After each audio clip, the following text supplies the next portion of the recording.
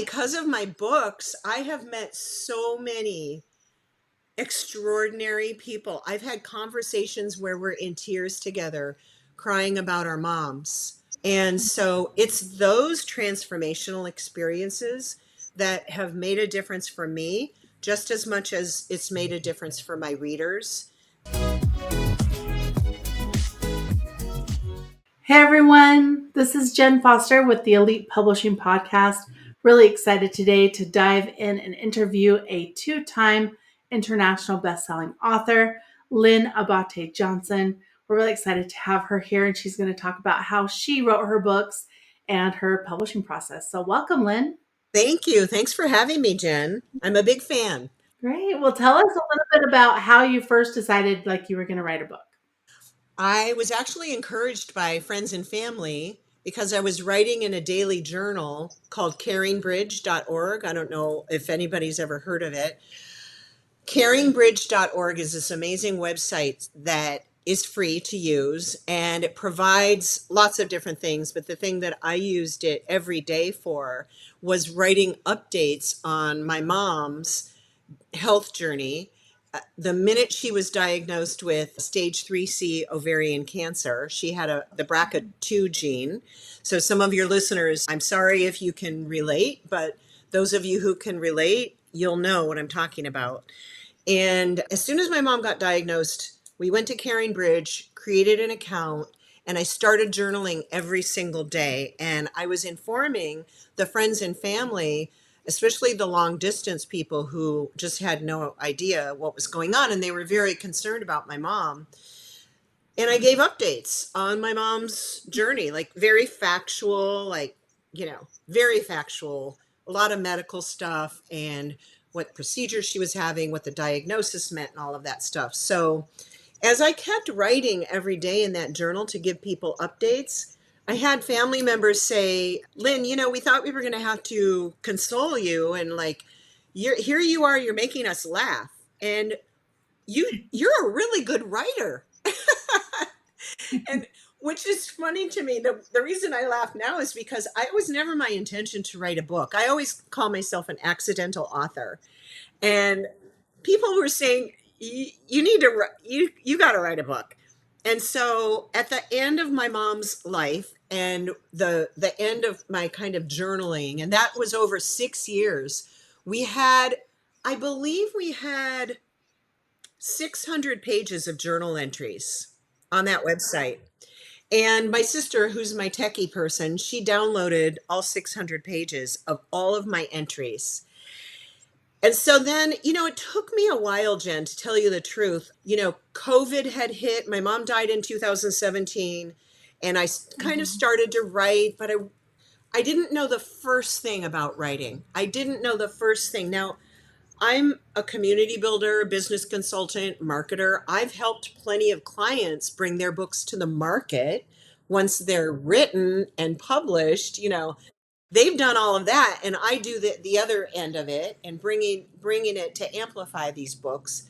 But I never had a clue about what it took to actually write a book. And so I was on a really high learning curve, and I made lots of mistakes. I didn't know about elite publishing then. I wish I would have. But yeah, I just kind of got started, and my book did come out, and it was an international bestseller. So that was my first book, and it's this one called Out of Love, A Daughter's Journey with Her Mom to the End. And I love taking this book, and I love the cover art. My Pilates coach did the cover art. It's beautiful. I love hummingbirds.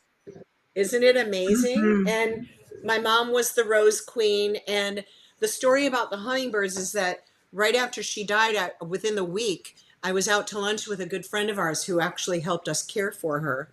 And the hummingbirds just seemed to be swarming around where we were having lunch outdoors. Mm-hmm. And I just couldn't believe it because I hadn't seen that many hummingbirds in my life.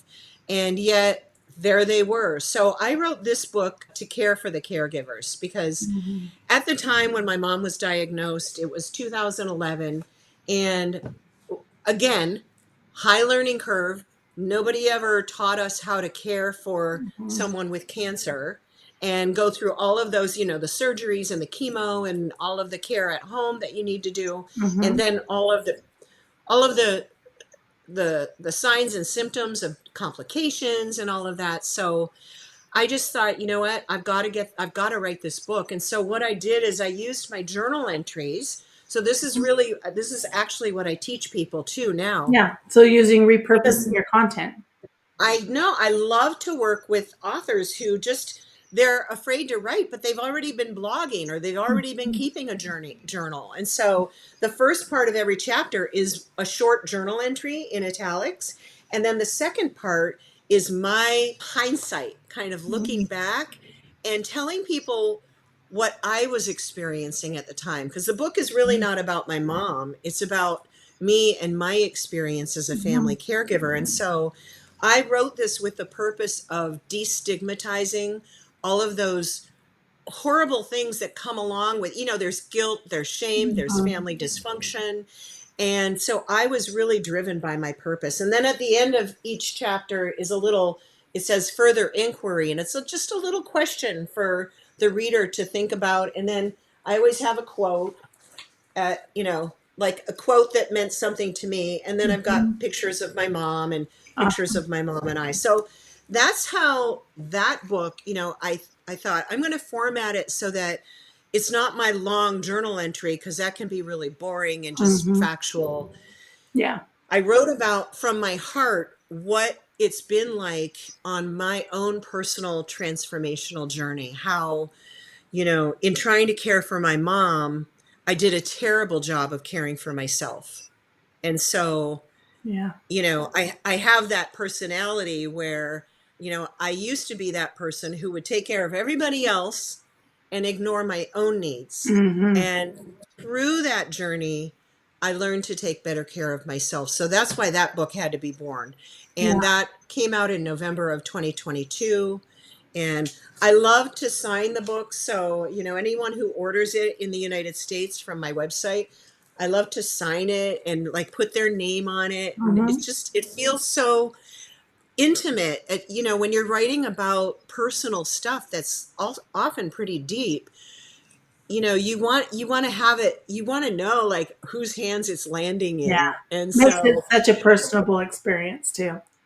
yeah, I Yeah. love that. I love that. I think it's great that Um, you wrote the book to help caregivers, to help people understand your story so that they can help themselves when they have to take care of a loved one.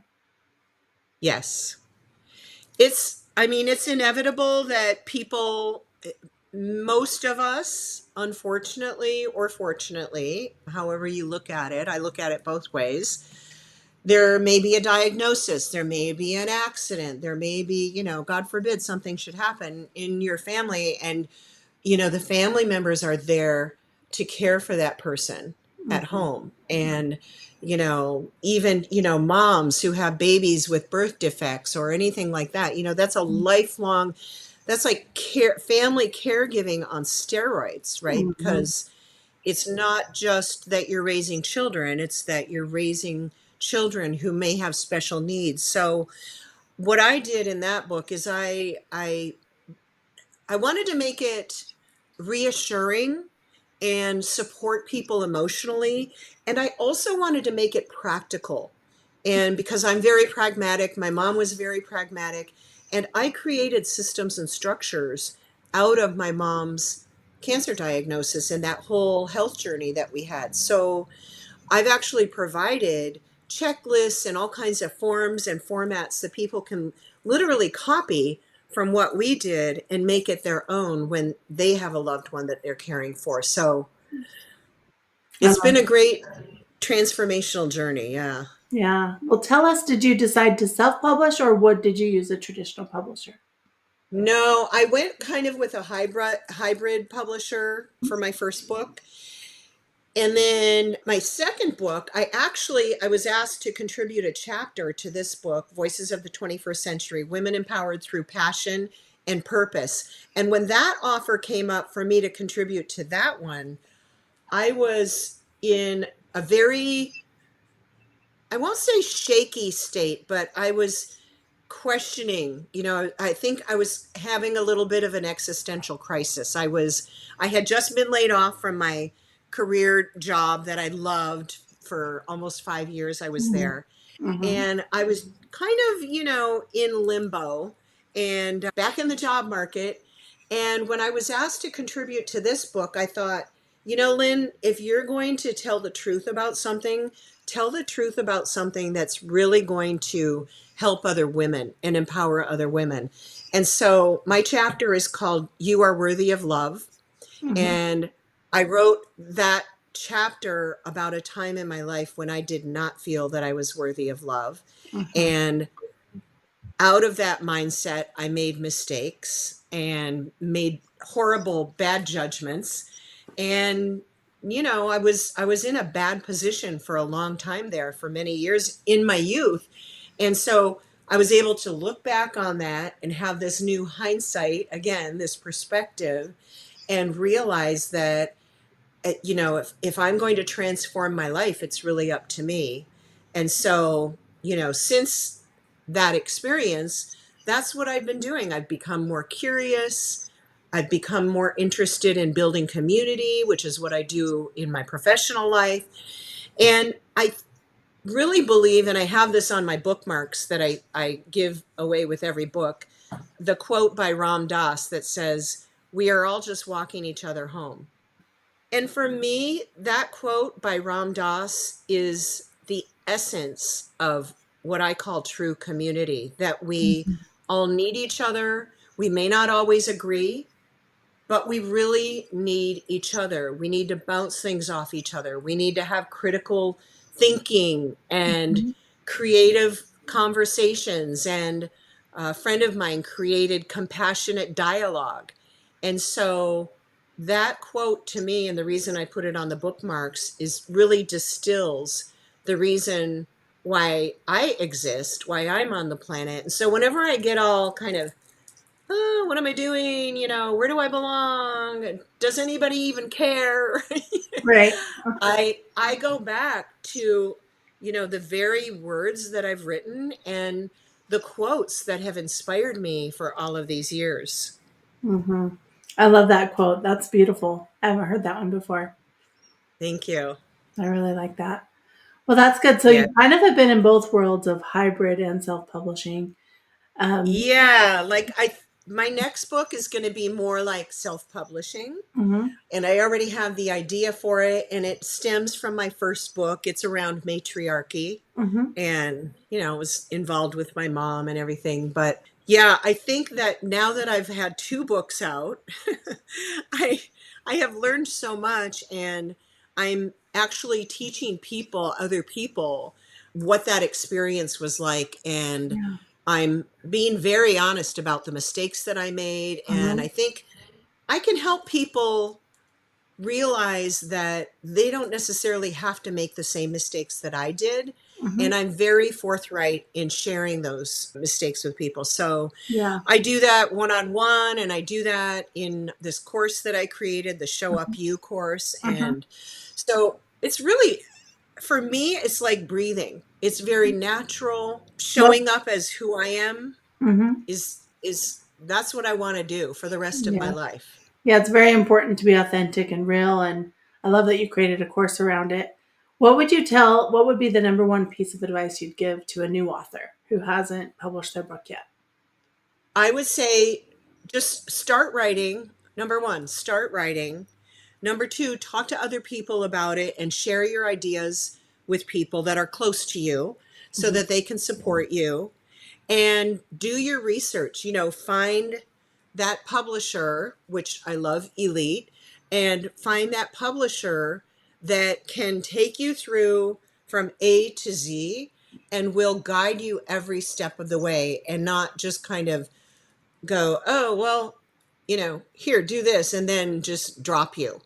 I'm I'm the type of person that loves communication, and I always coach people who are new in my life, especially on the professional level, mhm, and I tell them, you can't communicate with me too much.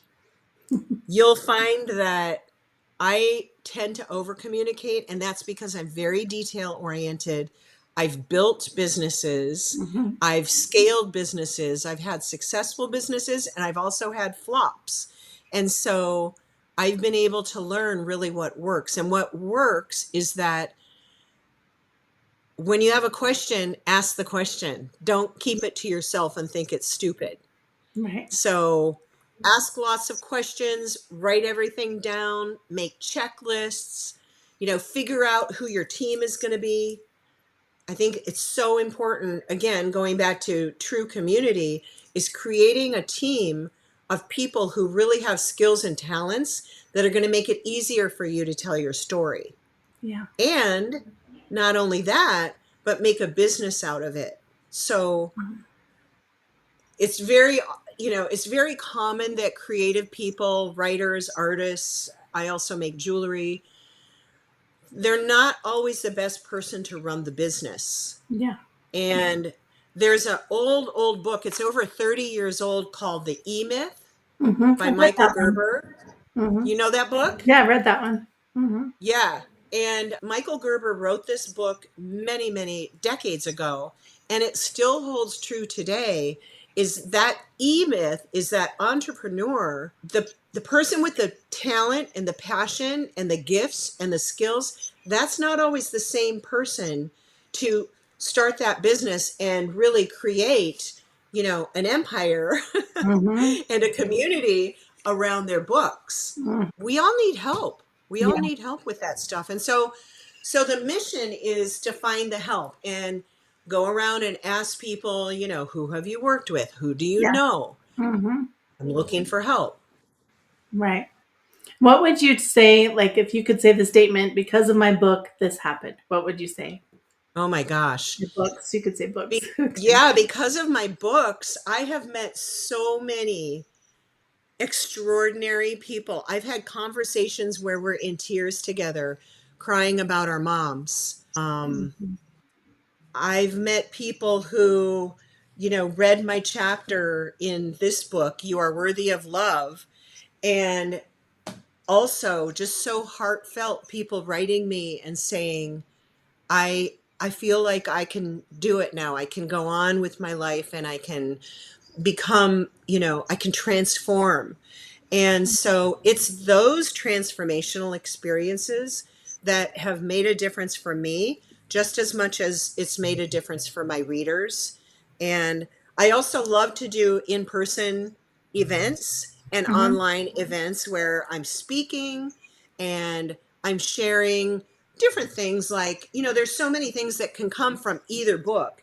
And if you just have one book, that's plenty enough, because you could go back through and, like you were saying earlier, you could repurpose each chapter and make that, a 15 or 20-minute talk. Mhm. And what I really love is the engagement from the audience. So when I go in to speak, and oftentimes, the people don't know you, they're kind of sizing you up, checking you out. And I did a talk at a local library and recently, and I had a man there who was just very, like, poker faced. He didn't make any noises, sounds, emotions. He didn't nod his head. And I'm Mhm. always like wanting to interact with the audience. Well, part of Yeah. what I do when I go to speak is that I don't want it to be all about me. So I have questions designed that come from anything that I've written about. And Mhm. I have these questions designed that I can ask the audience. Well, do you know, by the end of the talk, it was about maybe 25, 30 minutes. And then I was like opening it up.